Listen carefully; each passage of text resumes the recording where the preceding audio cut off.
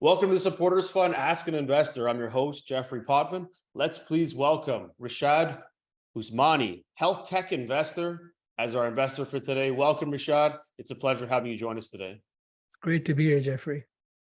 Well, I'm pretty excited, Rishad, because not only were we having a little conversation prior to jumping into this, but what I love about the health tech space is that it's like every space, anybody can jump in and make magic happen.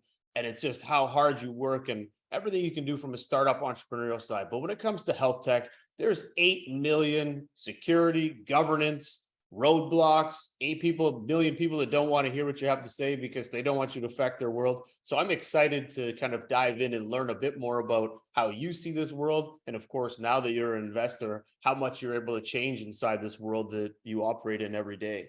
So the way we like to start off our talks is we want to hear a lot about you. So maybe you can share a bit about your background, from your schooling all the way to your entrepreneurship days. Dive right in. And then, of course, one thing about you that nobody would know. Yeah, no, happy to. The one thing I would add to that is after you get through all the regulation and compliance, then you have to deal with physicians and patients and payers, and at times politicians, and each one of us has different wants and needs. I'll start after medical school. I graduated medical school in 2012. I went to a Caribbean medical school. I did my undergrad in University of Toronto. Um, didn't take undergrad seriously. I think my GPA in second year was in the twos, and then kind of brought it up to in the threes by the time I was done, but not enough, not good enough for medical school in Canada by any means. So I did med schooling in the Caribbean, still wasn't really interested in being a physician, which is a funny thing to say, being in medical school, but it was more, I didn't know what else to do. And partly my background is Indian, so there's some societal parental expectations there as well. So as you know, I kind of makes sense looking back at this, but I did not match into residency after medical school. It took me 3 years. And within those 3 years was a very transformative period where I learned lots of life lessons. And it humbled me to an extent. I learned the power of cold calling, which is something I tell every founder. If you are not cold calling, it's you're playing life on hard mode. So after medical school, I joined St. Luke's Roosevelt, which is a hospital with Columbia University in New York. I did cardiology research there for 1 year and learned, it was more a stepping stone to get into residency, which didn't pan out, but got published in some good journals and learned more about clinical research in that field. As I was returning back to the States, my visa got denied because I did not have strong ties to Canada. My folks were in New York as well. So I was stuck in Canada. I couch surfed for about a few months. I'd sleep on a friend's couch and I could tell their partner was getting sick of me. And I was like, okay, I'll go to a different friend's couch. And called essentially all the medical schools in Ontario. What I knew is I had to stay clinically relevant, as so to call it, or stay in clinic in some capacity. Thankfully, Western gave me a chance and I did observerships there, which is essentially follow physicians around. A lot of people or high school students do it. But it was a way for me to get in. Eventually, one of the exams I wrote, I did really well on, and that landed me a residency at UBC, who initially rejected me. And I've learned to respond to every rejection. And just a simple thing saying, thank you for considering my application. And I think I'd be a great culture fit and would love to have the opportunity to work with you, or it doesn't have to be anything. Eventually, they invited me for an interview. My first time in BC was for my interview for residency at UBC. I matched there. I did family medicine residency, graduated in 2017, and kind of fluttered about thinking what kind of physician I want to be, and did different settings like clinic, hospital, nursing home. Eventually landed on hospitalist. So I was taking care of patients in the hospital, took care of the very first COVID patients in Canada as well, out in BC. But found my life monotonous to an extent. Medicine is a field where you struggle a lot, long hours, lots of work, but when you get there, there's little growth after. So it's not a field that really incentivizes people to stay, people, especially people who are looking for growth continuously. So I thought, okay, what can I do to give me this feeling of growth. And we can talk about success and happiness and achievements and how they're different things. And before I would equate them, but now I have a different understanding of the concepts. Um, so I thought, okay, startups look interesting. I had no idea what a startup was. I did not know what a safe node was. I did not know what an MVP was. Essentially, no business knowledge. But I thought there are things we do in medicine that are algorithmic that I can automate here. So I started Clinic Up with the intent of automating travel medicine consults because you don't need a physical exam for them. It's just a history. And then based on the history, you recommend treatment. COVID happened, so that didn't pan out. Pivoted to mental health and general medicine, but now I was in an industry where I'm a service provider with low barrier to entry, and essentially I'm a loss leader, which is the way to compete is just reduce your prices. Um, if you keep doing that, especially as a startup, unless you have significant funding, it's not a good way to achieve product market fit or adoption or success in startup. Um, so realize that, and again, being a new leader in a startup, I had no idea what I was doing. So I was kind of learning the ropes as I go, made tons of mistakes. Didn't pan out, closed Clinic Up last year, but wanted to stay involved in this in the startup ecosystem, in the innovation ecosystem. Um, and I also got married and had 2 kids in this time span, um, which we can talk about how to balance life and work as well. So I joined a friend of mine connected to me to Halo Health, which is a physician angel group. Joined there and I sit on the board there. So a market of Halo Health for more international or more for Canada and US, and a focus on teaching physicians how to invest, launched HealthTech Investors. It grew to about 500 physicians in a couple of weeks. And we angel invest in startups. We had our first pitch competition, closing in on our first 2 investments right now.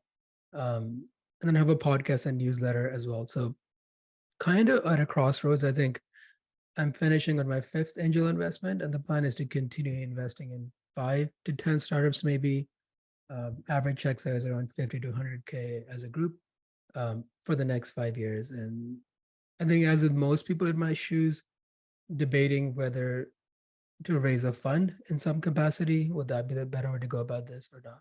I'll pause there, Jeffrey. Rishad, that's a great story. I'm going to ask you to say one thing about you that no one would know. Now, you did share a lot, so there is probably a few things in there, but one great nugget.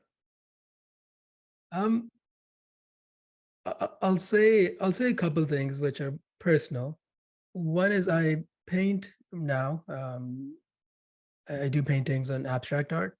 Growing up, I was always told I'm not creative. I was always told I'm analytical. So I think we have the tendency to put ourselves in these boxes, introvert, extrovert, visionary, operator.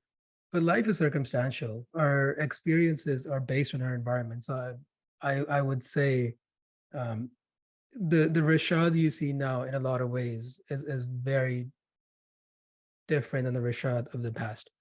Um, yeah, I don't know if that answers the question, but I would kind of just encourage people listening to not be stuck to these boxes because you don't have to. You can be an introvert and extrovert. You can be a visionary and an operator. That's brilliant and well shared. It reminds me, a couple of weeks ago I did a talk at a school, and there was about 40 Indian students. And when I like to start opening up the conversation, I have everybody introduce themselves, their name, and one thing about them they don't know, which is similar. And I couldn't believe how many people in that class were artists, designers, musicians. It was incredible.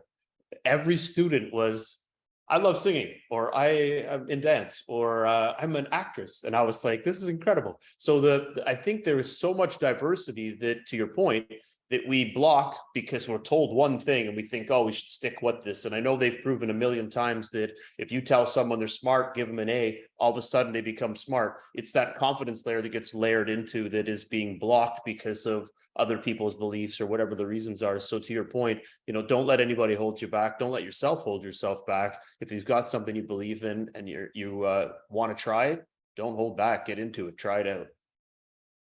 Yeah, I think a bias to action and experience is the best teacher. Agreed. Okay, awesome. Well, we're going to go back to a couple of things that you shared and peel back on these, and one of them that um, I liked because you said it right from the get go, and this really defines pretty much any job you're going to have when you first come out of school, and that is the cold calling, the sales side, and just learning and understanding where I fit in this space, what I'm good at, what I don't like. And you went to saying right away that you had to do the cold calling, and I'm sure that was like deer in headlights. And you're like, I can't believe I have to cold call. But there is this level of excitement that when you are doing cold calling, especially when you get somebody on the call, it feels like this little victory. And then it's really how do you work through it? And I'm sure the first cold call that someone answered to the 10th one, you had totally changed every single script and things that you were talking to and learned a lot from it. Is there a couple of things that you can kind of share a little bit more on that? Because I think from a founder perspective, I think we lack that ability to test our limits and try something different. And this makes a big difference. And it shows obviously in all the things that you did to get where you are today. I think what a lot of people surprisingly don't do in cold calling is introduce themselves. So say who you are, and then you can say why you're calling depending on the circumstances. But you can just say who you are and try and learn a bit more about the person you're talking to. Um, Sales is a people job, and I think um, people buy excitement and what solves their problem. They don't buy your product features. So the classic mistake is people, jumping into this I have this I'm selling this product and this is amazing and it's the best product in the market and it's the cheapest product in the market and it does these five things. Um, people don't care about your product. People care about themselves. So I think keep the focus on the person. And this is something I did with UBC in my interview. And I don't know if they're listening now, but I think it's too late now because I've graduated. Um, is the focus is on, I want to be a family physician. That's my purpose in life. You want to create family physicians. You want to select people who want to be family physicians, and that's me. Um, so I think a sales 101 tactic is keep the focus on the customer. And there's tension here when it comes to healthcare because as patients, what I want is to feel comfortable, to be happy, and sometimes I prefer a short-term reward at the risk of long-term punishment.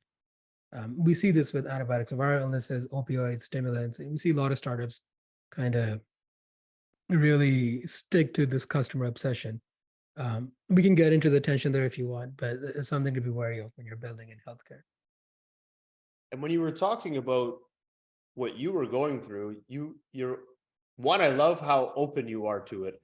The calmness of just being able to free talk, obviously your journey, which is exciting. Fails, wins, all of the above. And then when you started to talk about, diving in as an analyst and doing research and you're learning throughout this process, and of course, cold calling and tying all these elements of sales into it, but just the fact of how you went to school and how you decided, well, I wasn't sure. Then I had to up my grades a bit more to get into X. It was almost like everything was a trial and error. And you were going to land somewhere. You didn't have a direct, I'm going to be, as you mentioned, a physician. I'm Yeah. probably going to be somewhere in this field. I'll see where it gets me to. But there was this thought process of trial and error. And this is your journey sounds so much like a startup, and today your startup has now filled its quota of where it wants to be, and today you're working as an investment. But throughout that process, you were going through the trials and errors of trying to figure out what your startup was going to look like, or at least that's how my head is registering your story.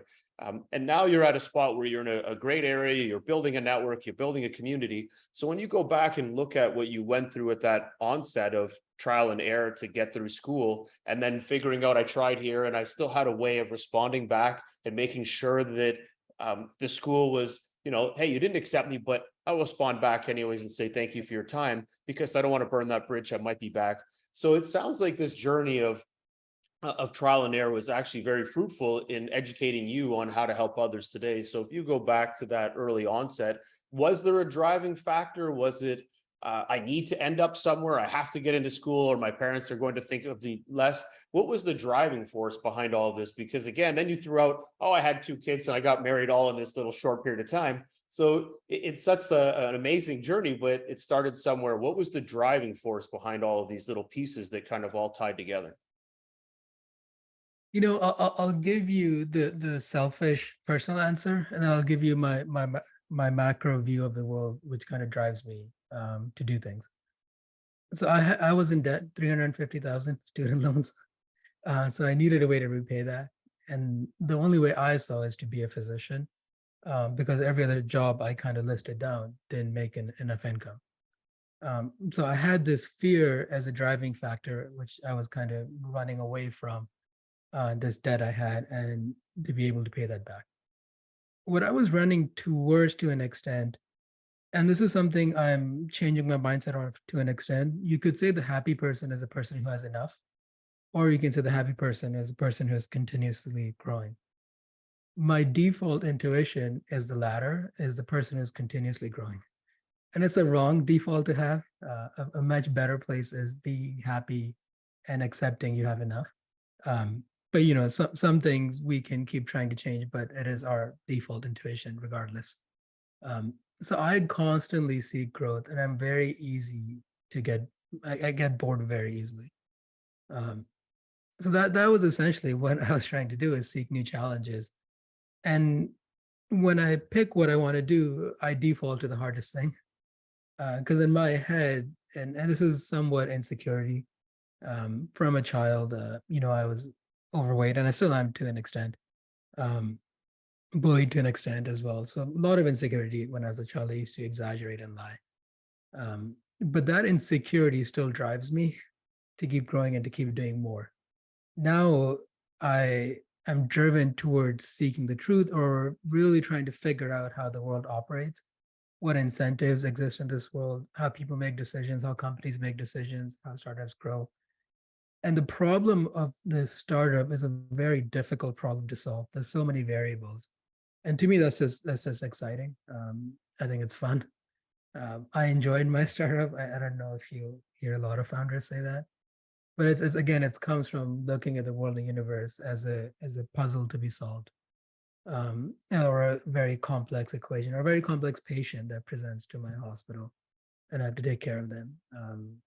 Yeah, so I'm still trying to kind of peel back the layers and figure out now. I think I have somewhat of an idea how to build an unsuccessful startup. Um, so maybe, you know, building on that, a successful startups is just correcting all the errors I've recognized. And in this building, this community, I'm trying to take those lessons. And one of the lessons being, when you hire someone, hire for loyalty, commitment, don't hire the rock star.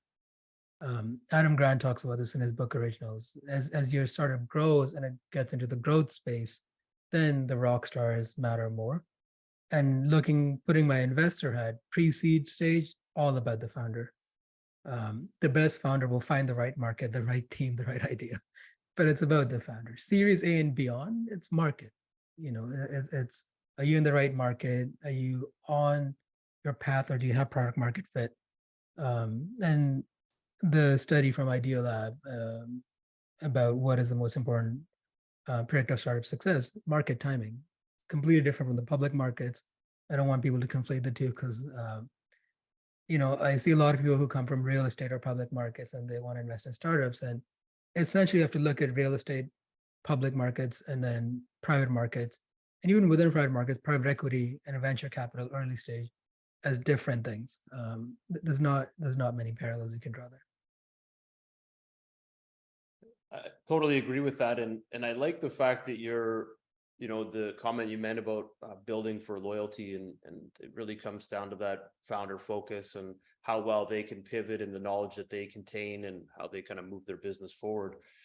When you're earlier on, you talked about culture fit, and culture fit is kind of fits into that same thing on the loyalty side. And we were talking about this prior, is that how well the team responds to the founder, and then how that carries through, and that all comes back down to culture again. And because the world's been shifting so much, as you alluded with COVID and all the changes, how do you see that culture fit changing? And in hospitals, maybe they didn't change as much because everybody still had to go to work at a hospital. You couldn't stay from home and work from home. And maybe in 10, 20 years, you'll be able to do a surgery from your home. But I think it's pretty practical that that environment didn't change. Maybe it lessened by the amount of volume of people going in and out, but it was still active. Have you seen and do you feel that there is a cultural shift change in that environment or the way startups are approaching healthcare today than they were maybe 5 years ago? Um, I think culture is an end product of following your priorities or recognizing your priorities. And I think when you're trying to lay out your priorities, look in the past, look in the immediate past. How do you spend your time? How do you spend your money? Um, what pisses you off the most? What makes you the happiest? And look at it from an objective standpoint. I think there is a change in culture and remote work. And that change, I, and it's hard for me to say this because I love remote work. Uh, it is not aligned with startups. It's very difficult to build a startup remotely, especially in healthcare. Now, once you're post product market fit, sure, I think there's more room for that. But early on, radical honesty, building um, a committed, loyal team is very important. Not that you cannot do it remotely, but if you do it remotely, um, you have to be very structured about it and very diligent about it. Um, the one thing I did is I record all my meetings and then everyone can watch them. This is following Ray Dalio's principle. He's famously radically honest with kindness. Just because you're honest doesn't give you you cannot be rude or unkind in the name of honesty. Yeah, I think when people talk about culture, often things, they'll say they conflate company culture to social culture, and they're different things. Um, so gay rights, abortion, those are social culture things. You can have people who differ in those things and still have a very loyal, committed company, as long as everyone follows radical honesty with kindness. Um, so I think there's something to be said there, but you know, there's a reason companies are moving back to work in office. Now, I don't think a big scaling company who's already established needs to do that to an extent. Again, maybe this is something I'm talking about things I don't know because I operate in the very early stage. But I think a startup, it's very difficult to build that remotely. Um, it's not impossible, but it's difficult. Yeah. Agreed. It's a little harder to get new people that are all new to each other working remotely to figure out people's good, bad, and quirks and things like that that help motivate and drive people if you never actually shook their hand or got to see them on a regular basis and could figure out how to solve problems quickly. They end up becoming longer, drawn out problems. So I would assume there's many other reasons for it, but it certainly would be. It seems a lot more difficult to try and do everything remotely when you have accelerators and incubators that are there purposely done so that you're not only mixed in with your own team, but you're mixed in with other like-minded entrepreneurs that are doing the same thing. So you're all kind of working to invigorate each other in that high energy room. And if you're lacking that room, then maybe that makes things run longer and burn more time and effort. Yeah, no, I say that, but my investment angel syndicate is mostly remote, and it's because we have investors from all over the world. We have a couple in UK, and then Canada and US. Um, but you say something there that I think we can go deeper on if you'd like, is identifying the laggards. That is so important in a startup. You can have people who are coasting along, and for a big company, it's fine. Have a few of your employees coasting along. Um, you're providing people with housing, purpose, work. It's great. I think you can look at it from that perspective. But for a startup, it could be the death of a startup if you have laggards early on because they have equity. And what founders don't realize is equity is very precious.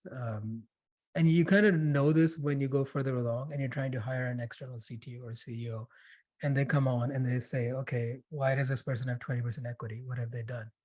And it becomes very evident that you were frivolous with equity. Um, So I think I would like founders to keep that in mind. And as an investor, I have to identify laggards early on as well. There's a mistake investors make, and I've made so in the past as well, where the companies that you pay the most attention to or need your help the most, you want to think they will succeed because you want to believe that you are helping startups succeed. And depending on what kind of investor you are, you can say your job is to really focus on picking the best founders, not making the best founders. Which again, if a company is lagging behind, you can do what you can to help, but at some point you just have to kind of recognize, okay, I'm not going to get my money back here, um, and focus on the so to say winners, and same with founders. Yeah. It almost goes back to the 10%.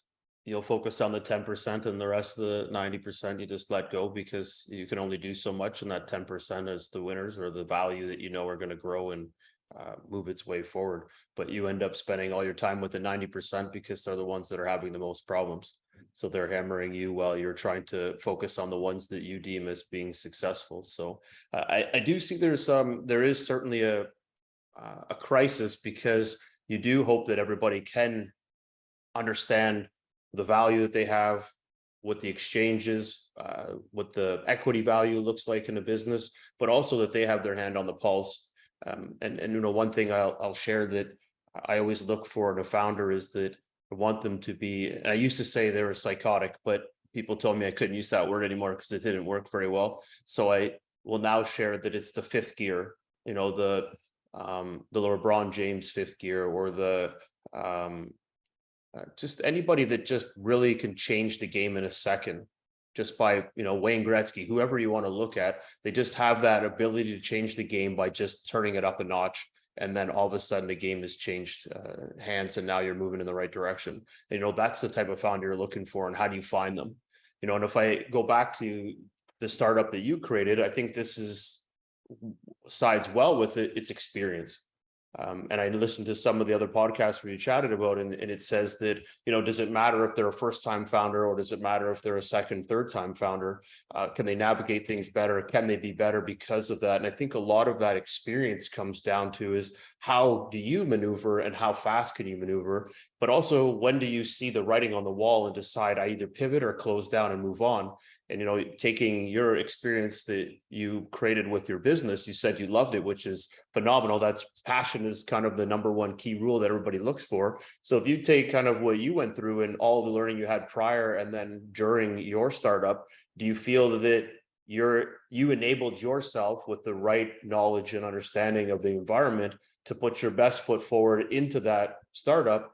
And then when you decided, that's it, I'm done, the outcome of that experience, do you think that would create your next business to be 10 times better than that first one? Yeah, definitely. And sometimes as an investor, you're paying for the founder's education. But there is some truth to investing in founders so you can invest in their second startup, because this founder will create a unicorn at some point in their life. Um, the reason I don't invest in part-time founders is because of my startup experience. I was still full-time in clinical medicine and I was doing my startup. So I had two full-time jobs essentially. Um, and it's just, you can only do that for so, I think, especially with a family. I think a year or two, and then you're kind of done. So I was very burnt out in my startup, and which is why, and I guess it's a privilege to be able to work on your startup full time, but I think it's almost a necessity given the amount of bandwidth, time, and energy it takes, to go from 0 to 1 or 0 to product market fit.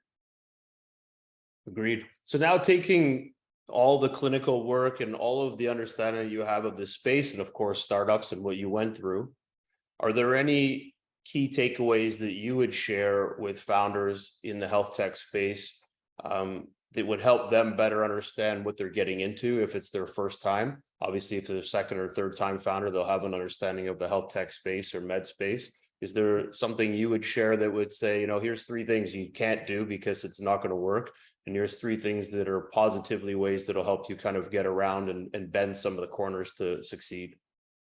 Yeah, I think the advice will vary depending on if they're biotech, medical device, or digital health or pharma. Um, I will say understand the market landscape.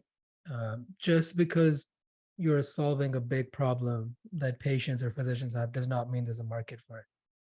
In healthcare, there's a difference between the payer and the user. And this is similar to enterprise software, but the difference is much wider. And there are two different entities. Usually, when enterprise software start founders say, I want to be in a parallel market like healthcare or an adjacent market, they bring the same sales techniques to an extent, and it's just not the same because as a physician, I have the Ministry of Health in Canada, anyways, pays me, but they essentially have no operational oversight, and I have no operational oversight over them. Like we have no idea what's going on with each other, uh, apart from this funds being transferred. So I think understand that and understand what is the marker or a metric of success for your for the payer, because essentially at the end of the day, that's who you're selling to. Um, if you're in the B2C market, then understand if you need physicians or clinicians in your pathway. Um, I see founders kind of treat physicians as an afterthought in the sense that, this is what's good for the patient. Yeah, physicians will prescribe it. Um, in some ways, in Canada, anyways, a lot of physicians were running businesses, and how businesses make decisions is increase revenue, decrease expenditure. And specifically, if you're talking about bigger corporations, increase revenue, decrease expenditure in 3 months. So because finances work on a quarterly cadence, your startup has to show benefit within 3 months, essentially. So understand that. I get a lot of founders with amazing products. This will save patients' lives. This will improve healthcare. No one's willing to pay for it. Um, you have to understand your market, and you have to understand the pain points of people who are paying for it, not the people who are using it, because those are two very different things in healthcare. Um, and we see this, with health systems buying EMRs and things that make our life as physicians tangibly worse, but they increase billings for the health system and reduce liability for the health system. And those founders have figured that out. This is what my the person who's buying my product, this is their pain point. Um, if success for your acquirer, and this is true in medical device, is if physicians will use it, especially if they're targeting specialist physicians, there's a lot more leverage. A neurosurgeon has a lot more leverage over a hospital than I do, because the hospital is often reliant on that neurosurgeon to operate certain surgeries, or it's a bulk of their revenue in some cases. So if you're developing a medical device that a neurosurgeon will use, well, you need to know, will they use it? Then the focus needs to be on that. So identify what is success for your buyer or for your acquirer. So, for Bayer, Abbott, Johnson Johnson, Boston, like all these companies, success maybe, and I'm not going to give you the answer here because I think the founders need to do some homework, and it will be variable depending on who you're talking to. Will physicians use this? And what is the standard of care? What is the cost to maintain and replace the standard of care for the health system or the physician? And then how much better is this? Generally, you want 10x better, and 10x better could be defined as cheaper or faster. Are the two easiest things to define it as? But I'll pause there, Jeffrey, because I could keep talking forever. No, this is great. And I think the way you kind of, the way I'm understanding this, and to take a step back and kind of wrangle through this for everyone, is that what you're saying is that just like basketball and everything else, media and entertainment is about making money. It's revenue. It's not about the team. It's not about the players. It's not about the great game they put on tonight. It's about how much money did all of that make? And how does that make enough money to pay everybody after? And if you're going to just throw this new product in that's going to save lives, it has to make money. It has to generate revenue. And you have to change the process. There's a process that's been in place that when a practitioner goes in for surgery or whatever it might be, they follow this 20-step process. Grab this, tools here, setup is here. This is how this is all done. And if you think you're going to come in and wipe that all out and change it all around because you've built in a new talcum powder when they never use talcum powder. You really better be able to make sure that you can prove that this is going to bring value, but increase revenues and increase value for the overall objective. Just like in the sporting event, everything comes down to the dollar that's made. And I think maybe sometimes we focus too much on the solution and not enough on who the solution is actually being sold to. So you're correct in saying that this might be the best solution in the world and it could save millions of lives. But if someone can't pay for it, that will never see the light of day.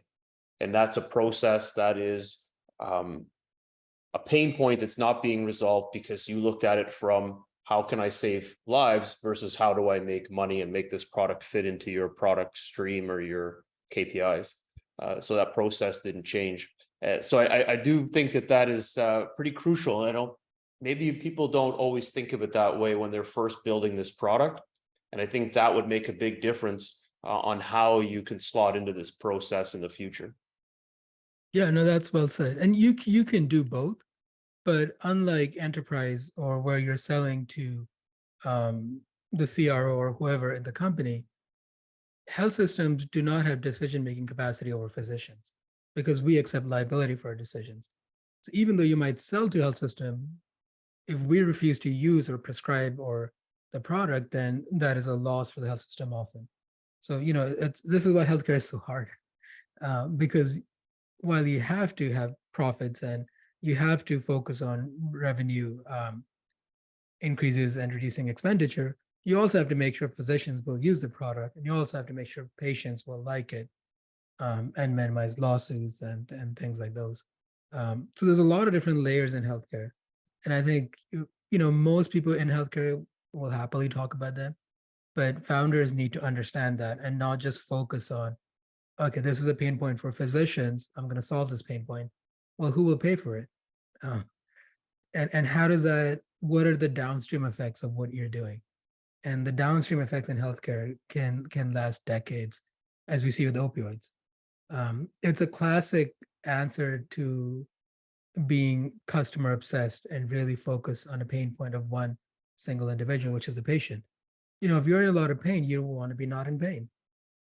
So if someone gives you something to be not in pain, you might take it without understanding the long-term effects of it, which is essentially how the opioid epidemic started. And then coupled with marketing tactics like pain being the fifth vital sign, which essentially means, the goal is to be pain-free, which is not the goal in pain treatment. Because if you've been in an accident, if you have arthritis, you will be in pain. We don't have the answer to remove your pain. We have the answer to reduce it. We have the answer to maybe shift mindset and focusing on activity and what you're doing instead of focusing on the pain. But it's not an easy shift. And I think, but any physician would have told you that. So I think you have to look at it as a whole. But like when it comes down to it, these are somewhat moral and ethical obligations or challenges. Purdue still made a lot of money from opioids even after they paid everyone out. So I think you have to kind of personally decide where you land on this issue. I think most of us will land on, we don't want to cause another opioid epidemic, even if we make some money. I hope so anyways. I hope so on that part too. But it's interesting that, the world says that the healthcare system is broken. Now, you could say education's broken, everything's broken. There's nothing that actually works like it's supposed to. And I agree and disagree that is a way of looking at things. I think everything is broken to everybody's eye, like eye of the beholder. They can choose what they think needs to be corrected, from governments to healthcare, you name it. Everything has a piece that can be modified. But what they've done is that they've built a home, or they've built a wall. And what they've done is they've layered that wall to be structured so that it becomes more secure each time. Maybe it was very thin the first time, and every time a new government or a new body comes in, they strengthen that wall. And that's just done through process, understanding, revenues. And every year it gets bigger and better, but it has very minimal change that you can see as the observer from the outside. So we always think it's broken, but it's also self-perpetuating, but it's also self-protecting. So just like the healthcare industry, when they're getting insurance, they can't just go and throw in 8 million new tools this year and say, hey, this is all great. We'll be able to do X and Y, but there's no pre-studies. Same thing in cars and planes. They just can't make these big overhauling changes that we all think are going to happen. The industry's been built over centuries and decades. And each time that wall gets a bit thicker and more sturdy, but it's not at the pace everybody wants. And that's because the fear is that if I make the wrong, that wall will break or that wall will crack or fall apart. So is there, you mentioned a bunch of ways of making this by focusing on the revenue side. Is there any last advice that you can share that would say, it's going to be a tough battle? Give yourself at least 6 years, because it's going to be 6 years to crack into this. And, while you're doing that, make sure that you've got the best coach and mentor. Find a practitioner that is, an MD of a hospital, so they can back you, because you need that type of strength behind you, because it's going to take a while for this to break into the market. Is there kind of some things or thoughts that you might have that will help enable a startup or even an investor to look for in this type of program? Because again, this is a long haul. This is not a short investment cycle when it comes to investing in meds or pharma or health tech space. I'll kind of caveat this by saying, from a financial perspective, this is the best time to be investing.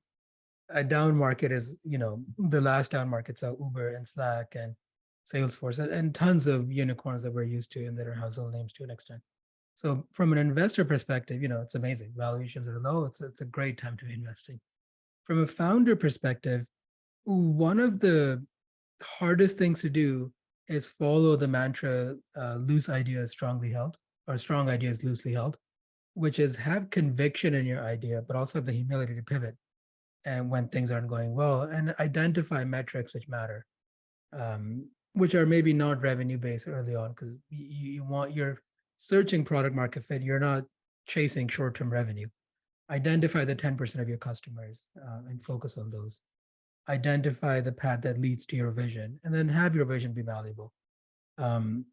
A few tailwinds, and I'll kind of share this for founders that I'm investing on. I know a lot of other investors are investing on, is a digital front door hybrid home care model. The concept of hospitals doesn't make sense to me, doesn't make sense to a lot of people. Why congregate all of our sick into one this building and tell them to go away from society? Provide care for people where they're comfortable, where they're happy, which is home. Expansion of digital care, I think, is a must. People don't want to travel when they're sick. I think it's a simple concept.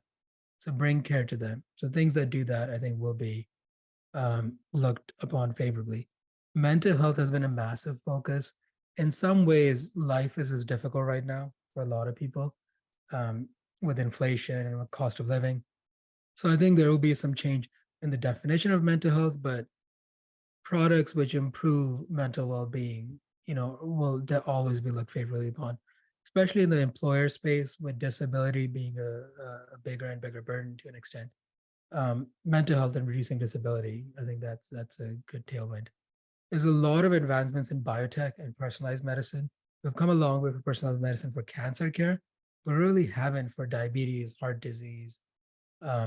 So I think there's something there, and AI for clinical trials is another one I'll kind of push out. If you're building in software, the value of software is low, the value of data is very high, especially proprietary data, exclusive data, and good data. I think the future of physician notes will be videos, and I'll kind of caveat this by saying, if you watch the transcript of a basketball game, and then ask yourself, do I know what happened? Yeah, you know what happened on paper, but you don't really know what the energy was like. You don't know what the emotions were like. But we seem to think for a clinical encounter, we can just read the transcript and know what happened. For surgery, we can. The counter there is, well, you cannot. So having text-based records makes no sense to me. Now imagine if you never watched a basketball game and all you saw was the text, which is the reality for a lot of people reading these surgical notes or clinical notes and then trying to make products to make it better. And go observe a surgery, go observe a patient encounter with someone who let you, a friend maybe, from the physician's perspective. Our decisions are visual and audio. They're not based on charting. And oftentimes we'll chart not for hours after our encounter. So the gap between what actually happened and what our clinical decision-making process is and what's reflected on text in the chart it's a very wide gap. So like to me, it's not surprising that we haven't replaced clinical decision making with AI because we don't have the data and we will never have the data until we have audio visual recordings. Text will never capture the data. And you can have these AI scribes, but even they're not capturing the physical exam or how the patient looks. There's a lot more visual cues in that process that they're lacking because they're not being described, as you mentioned. Yeah. I love it. No, that's a great share, and I do agree with, obviously, of course, with all of that, but I do like that you're being forward thinking and saying that, this space is going to grow, it's going to change, and these are the areas that would look the best to change, and that is being practical. If we're already used to working from home, why wouldn't you want to help somebody in their own home? Why wouldn't you focus on doing door-to-door calls and taking care of people, finding ways that you can build mental health that doesn't affect an employer because you're taking care of them at home and you're doing things that are non-intrusive to the rest of the environment that they're in, and seeing if there's a way to build on that. I think that's very well shared. Yeah, I think it's exciting. Like I'm really looking forward to what's happening in healthcare and the advancements on the horizon. And I think founders, know that it's a long road, know that you need to understand the different processes, and it's not just I'm going to fix this one pain point because there's a lot of downstream effects in healthcare, and there's a lot of players behind the scene. But it's exciting, and I think it's been investments have been down recently, but I think it will pick up before the end of the year. Agreed. Love it. Okay, we're going to transition now into a couple of different spots. The first one, I've got a couple of questions, and then we're going to dive into our 60-second rant. So first question I have is, what is the toughest lesson so far that you've learned as an investor? Deal heat is what I would say for that, which is when the more time you invest in a startup, in a founder, the more time you invest in researching them, doing diligence, the more you want to invest in them. So have a structured process for diligence. And if you see red flags that you have identified that um, you are saying, and I want to invest if this happens, then follow that. In a game of finding exceptionalities, striving for commonalities, maybe an exercise in futility to an extent, but you can still find patterns that you can hang your hat on. Perfect. Is there a case study or a story that comes to mind that you can share to the audience on what you believe it takes to be an entrepreneur or to be a startup founder, or a company that you've been working with and what they've gone through to kind of show you what that real environment is like and the outcome that can occur, good or bad? Yeah, I'll shout out Steve Charlo from Pet Health. He's a physician, MBA, came out of retirement to start his startup. So you can already know there's a lot of passion behind that. He lost his brother for a medical misdiagnosis, and that's what drives him. He's a formidable founder. When you ask him for something or you ask him a question, you have the answer right away. When he tells you this is what's happening, this is what's going to happen, it always happens. Including big contracts he's signing, and they recently signed a fairly big one, which I think they've announced last month. So, he is someone who doesn't have to do his startup. He's post financial freedom. He's in retirement. Um, he is someone you can say he is motivated. He will move the earth to do this. And I think sometimes you need that, especially in healthcare. But he also has the humility to recognize the market conditions, to say, software NLP is out the gate and things are changing fast, and he needs to iterate fast to kind of keep on top of things. There's one thing to say about manifesting things or saying this is what I'm going to do, but you still have to do the work. You still have to iterate. You still have to recognize, where things are going wrong. Keep a close eye on your startup. Keep a close eye on your people. He has, I believe, 12 engineers, and most of them are equity based. So I think he's running a very lean machine, um, and he's doing an amazing job. Love it. Great story. Okay, we're going to dive into the 60-second rant. So I'm going to start my clock. You have 60 seconds to rant about anything that you are passionate about, that you feel the world needs to hear. And then I'll throw a rebuttal or at least a comment. Hopefully I can. And then you'll close it off from there. Ready to roll? Yeah. Yeah. All right, you're on. Okay, I'll comment on two things. The first thing is design your life with purpose. There are two ways to design your work life. One way is you work 40-hour weeks, you have weekends and evenings off, and you have a more balanced life. The second way is you do sprints. So you work for 6 months, you work for a year, and you work 100-hour weeks. You completely devote yourself to work, and then you take 6 months off. I think it's important to introspect, to reflect, to start every day with 10 minutes, 20 minutes of meditation. And we don't get this enough. So many of us wake by our phone, and then the first thing we do is check our email. I would encourage you to not do that, to just sit with your thoughts. The inability to sit in silence is where a lot of your suffering comes from, I will say. And this is a known quote and known thing in Buddhism as well to an extent. Um, so being able to just recognize who you are and look at yourself objectively is so critical. And if everyone did that, I think that would be amazing. The second thing I would say is if physicians and clinicians were involved in innovation in healthcare 30 years from now, healthcare would be much better.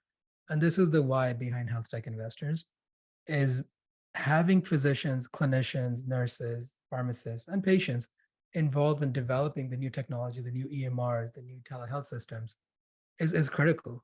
I think you cannot, if we're doing a disservice if we don't do that, because healthcare will be much worse off, both in terms of equity of access and quality. The best way to be involved is to start a company or to fund it. And funding a company is the easier path of the two. So I am in some ways taking the easier path. I think innovation drives economies. And if we want Canada, US, or wherever you are to be at the forefront in the future, you have to focus on the startup ecosystem. This is my gripe with Canada, especially Canadian healthcare. There is no ecosystem for Canadian startups. So you hear a lot about all these accelerators, and biotech is one that's doing well because the company doesn't need to show revenue. It doesn't need to commercialize before an exit. But everything else, if you need to commercialize, there is no commercial market. The hospitals, from my conversations, you have no idea what a startup is. They're looking for integration with EMRs, which, there's no startup without a federal mandate that has a budget for that. So, the government here, if it values innovation, it needs to show it, right? Mandate interoperability, mandate hospitals, 10% of your revenue must go to startups. You must have a startup pilot program. I think we have the worst of both worlds where we're a government focused system with all the administrative bloat that goes along with that. But also it's too segregated. It's not structured. Have a top-down system. You don't need 5 middle managers allocating funding and Ministry of Healthcare. Allocate funding directly to frontline workers. And half her funding is going to waste. And it doesn't need to, right? As a community that I came across is looking for physicians that are trying to incentivize by a telemedicine system. Why do I want a telemedicine system? Talk to physicians, learn what we want, and especially with the cost of living, maybe a recruitment incentive would go further. It's not a maybe, it will go further. So I think, yeah, I'll pause there, Jeffrey.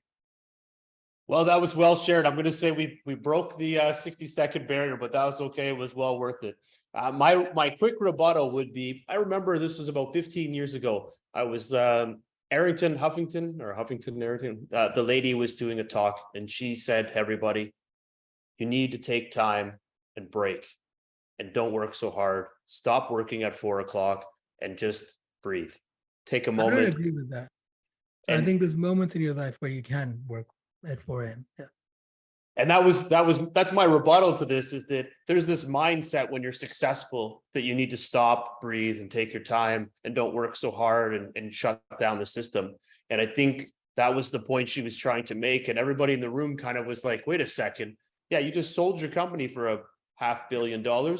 So now you can say that, but how much time did you put into actually making this a success? And to your earlier point, focus, focus, focus. So how do you really take that moment? And I think you gave one point, which is meditation, taking 5 minutes or 10 minutes in the morning to reflect.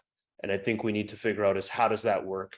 And then my last rebuttal to the clinicians and EMRs, 100%, there needs to be a system top down, pushes businesses, especially government run businesses, to take a time and allocate startup funding or startup test product, test data, test information that is governed by the people that have been through the system that are retired. Bring them back and allow them to manage some form of startup integration so that it doesn't take away from the people that are working in the space today, because they're already overburdened and overworked, and there's got to be a balance. So how do you do that? And I don't know if that's a solution, but those are my two rebuttals.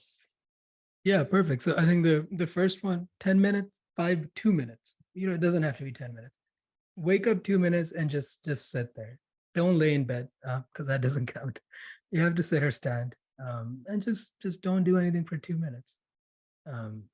Everyone has 2 minutes in the morning. I mean, realistically, everyone has 10 minutes, really. But start with 2 minutes and just do that every morning. Sam Harris has his meditation app, which I like. And you can use that as well. The only thing I would say is we are seeing this to an extent with this rise of, there's an accelerator every quarter now. There's an incubator in every quarter.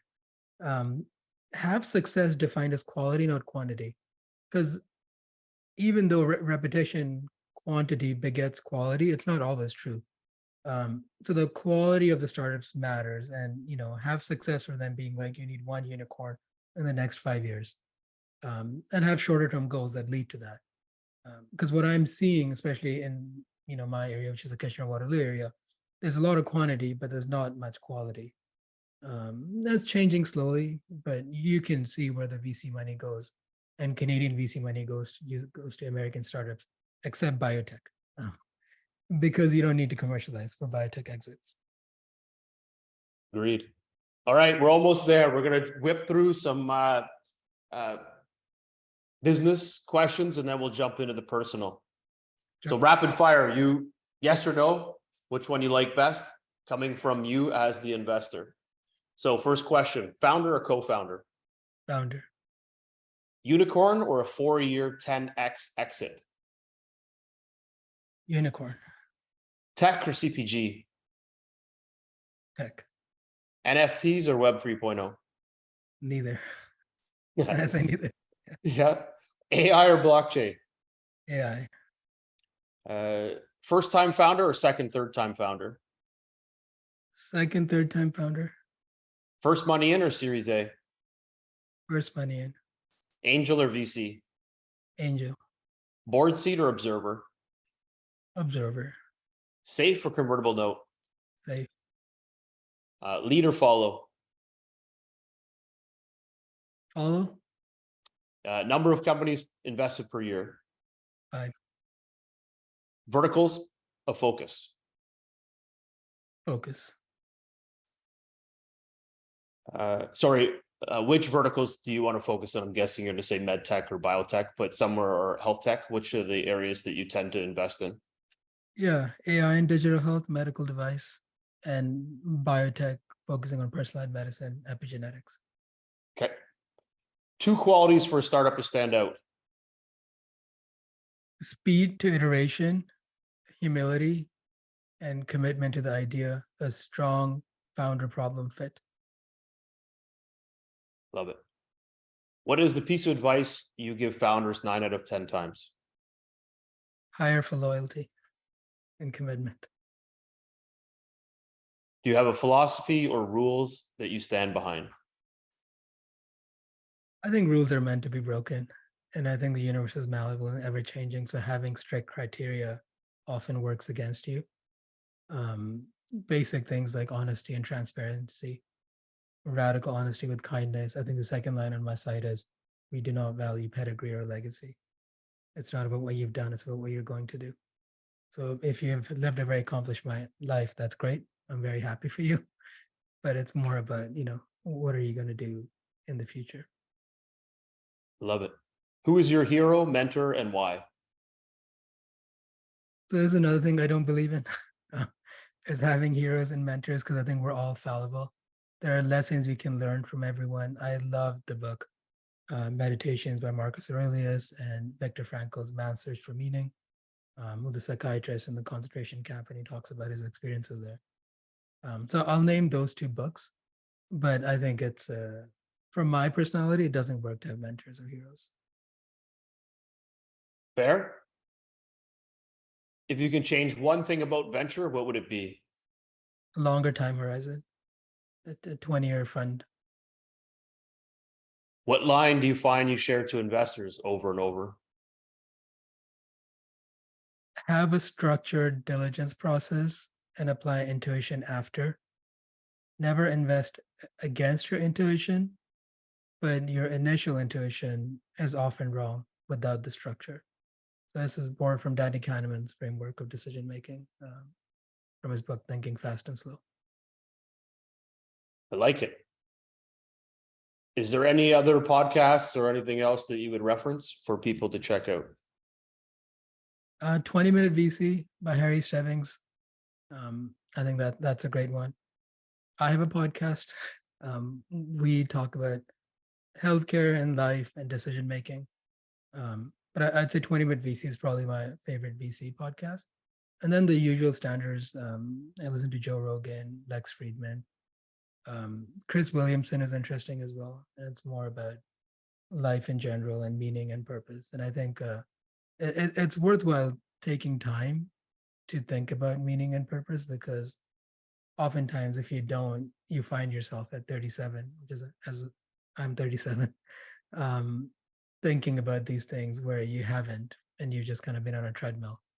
I think when you think about working hard, it's easy to get addicted to that, get addicted to just keep working insane hours and getting these achievements. But I think it's important to stop once in a while if you can. As a startup founder, you often cannot, where that 10-minute meditation, maybe it should be 30 minutes for a startup founder in the morning, and wake up 30 minutes earlier, as long as you're getting your 7 hours of sleep. Agreed. All right, personal questions. Most famous person that pops in your mind? Naval Ravikant. I don't know if he's famous globally, but he's the founder of AngelList, and I read his almanac, and I really like what he says about building specific knowledge. And he has this tweet storm about how to get rich without getting lucky, and I think there's a lot of value in that. He's pretty famous, I think. First brand that pops in your mind? Nike, just because I have Phil Knight's biography, Shoe Dog. I have to read. Love it. Book or movie? Book. Superman or Batman? Batman. Fortune cookie or birthday cake? Birthday cake. 5 minutes with Bezos or Oprah? Bezos. Mountain or beach? Mountain. Bike or run? Bike. Big Mac or Chicken McNuggets? Big Mac. Trophy or money? Money. Beer or wine? Wine. TED Talk or book reading? Book reading. TikTok or Instagram? Instagram. Facebook or LinkedIn? LinkedIn. Favorite movie and what character would you play? I just saw Oppenheimer, and I absolutely love that movie. And I would love to play the general. I think that was a cool role. I'm going to have to see it. I haven't seen that one yet. You listed a few books, and I'm going to have to get you to text me all your books, because I love reading, and you've got a lot of books I haven't read. So favorite book? The one, Man's Search for Meaning, by far, because it helped me a lot. And I was at a point in my life, and I still am to an extent, where I was looking for meaning and purpose. And it really puts things into perspective when you're hearing from someone who was in the concentration camp in the Holocaust. The book I'm reading right now is called Start With Why by Simon Sinek. And I love it as well. And I think it clearly outlines how to make decisions when you're building a startup or a company. Yeah. And then the classics, Good to Great by Jim Collins. I think it's an amazing book. 0 to 1, Peter Thiel. I love Ben Horowitz's book, Hard Think About Hard Things. Venture Deals is a bit harder to read, but I think it's well worth it, especially if you're going to be an investor. Secret of Sandhills Road, Persuasion and Influence by Robert Cialdini. If you're selling anything, you have to read those. They're very difficult to read. They're very difficult books to get through, but I think you can understand the concepts. Danny Kahneman, Thinking Fast and Slow. Homo Sapiens has kind of been sticking around, and I have to read that by Yuval Harari's. Yeah, I'll pause there, but I love reading, so tons of books. Yeah. I'll have to get you to share me your list. That would be awesome. Yeah. Favorite sports team? I used to watch cricket, but I've been getting into basketball, and I would say Toronto Raptors. Love it. What is the meaning of success to you? The meaning of success to me is continuous growth, but I don't think it's a meaning of success. I don't think it should be the meaning of success to me. I think the meaning of success should be that I have enough. What is your superpower? Persistence, grit, not recognizing the rules that exist in this world when I want to do something.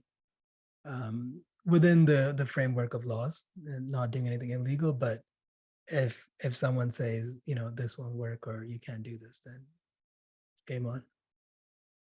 I love it. Challenging status quo, but I feel there's a lot of observation skills in there, really. So I think your analytical skills are on supercharge as well. So I think it really kind of helps put that all together, which obviously allows you to share a lot of great insight. So, which is brilliant. Yeah, I want to help the world. So I think I don't know if I have to say that, but I don't want to be an evil dictator. But I do want to challenge the status quo, and I think continuous growth is important. I love it. Well, you're doing a fantastic job, and I want to say thank you very much, so much for joining us today and going through and sharing all of this, Rishad. It was awesome, great insight. I took a lot of notes. And the way we like to end our podcast is we want to give you the last word. So anything that you want to share to the investor community or startup community, we turn it over to you. And please share how people can get in touch with you. And again, thank you very much for joining us.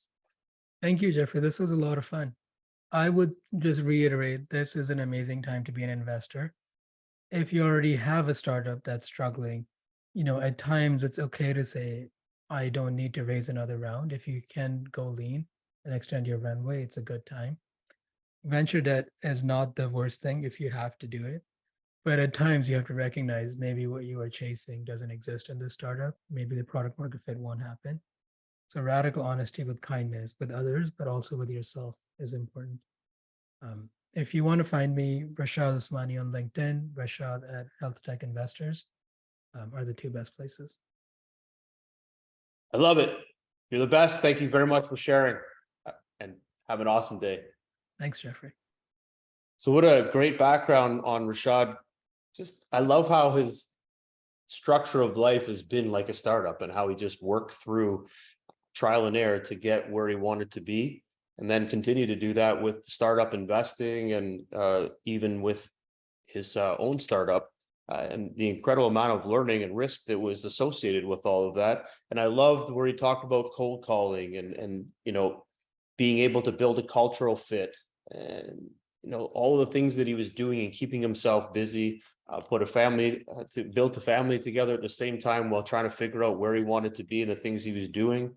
Very observant, and I love the fact that he really built it down on being the loyalty side of building your company and how much that makes a big difference early on when you are growing your company. Amazing books that he was able to bring up, and you'll see that how much reading makes a difference to perspective or how you build something. So please always keep that in mind, that everything you read brings one or two things that you may not have thought of, but you'll always remember, because it helps build context into as you move forward, how important learning and reading and speaking about it to others is really going to be a good understanding. Figuring out pain points, how process can change. And remember, when you're diving into something, you got to make people money or they don't have the same interest. They don't want to everybody can't just do things to do well or be good. That can be an outcome. But the number one thing is that they have to generate revenue if they're going to break their process and change things. So thank you for joining us today. If you've enjoyed this conversation, please feel free to share with your friends, subscribe to our YouTube channel, and or please follow us on Spotify, Google, and or Apple. Feel free to share an audio clip or video clip around our show, and we may include it in one of our future podcasts. You can find us on all social platforms, including LinkedIn at Supporters Fund. Your support and comments are truly appreciated. Please visit us at supportersfund.com or startup events at openpeoplenetwork.com. Thank you and have a fantastic day.